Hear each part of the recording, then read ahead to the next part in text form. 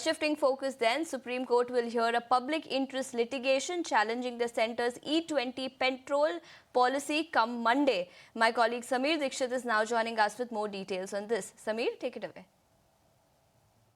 The Supreme Court is going to hear an important petition of the PIL filed against the government ethanol blended petrol program. So this PIL is going to be heard on September 1st, Monday, and this will be heard by a 3-member bench led by the Chief Justice of India. So this PIL that has been filed is based on the ground that there are millions and millions of vehicles, the engine of which is non-compliant to use higher ethanol blended petrol.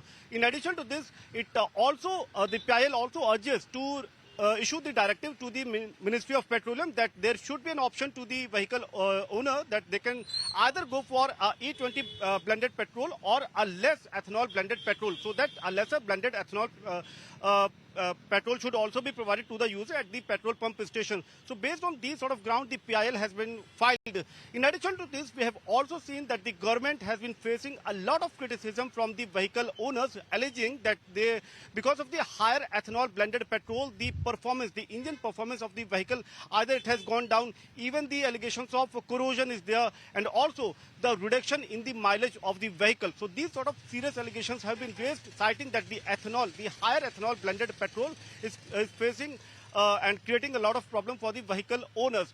So amid all these developments, this PIL has been filed, and this petition will also be very important in the light that whatever the observation comes from the Supreme Court, that will actually pave the roadmap for government ambitious ethanol blended petrol program in the country.